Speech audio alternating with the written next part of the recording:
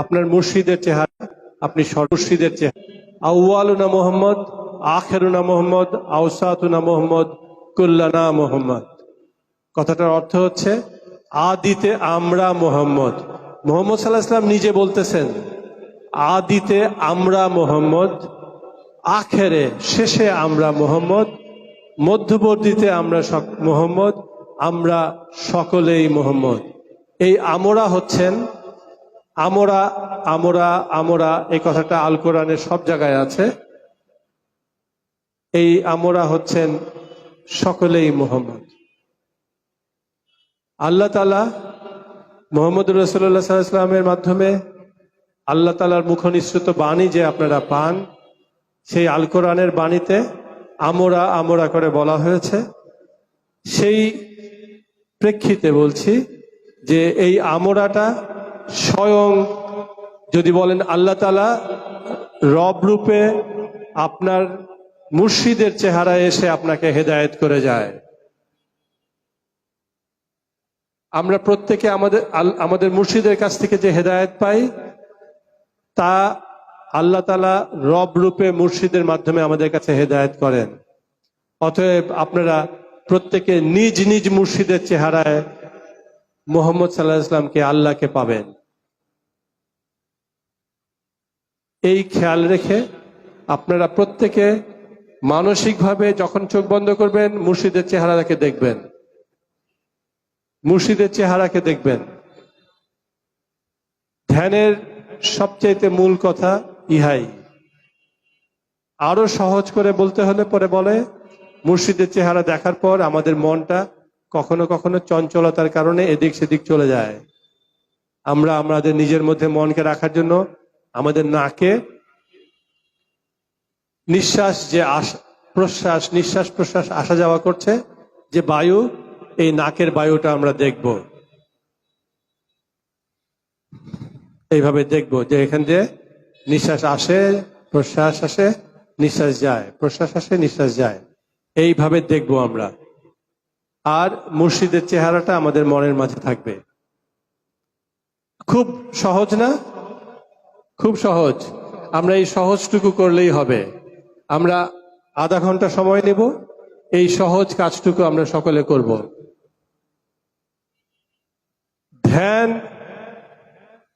আমার মুর্শিদের মূল আদর্শ। সালাত আমরা বলার ক্ষেত্রে ধ্যান সালাত এইভাবে বলি, কারণ ধ্যান শব্দটা বাংলা, সালাত শব্দটা আরবি।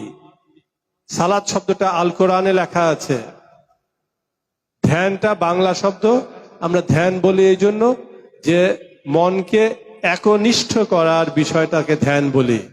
এবং আল কোরআনের সালাতটা যখন আমরা বুঝতে পারবো, ধীরে ধীরে আমাদের মনকে মুর্শিদমুখী করে সালাতময় করব। পারবো আমরা, পারবো না? হ্যাঁ, আপনারা রেডি হন। আমরা জয় গুরু, গুরুর জয় করে আমরা শুরু করব।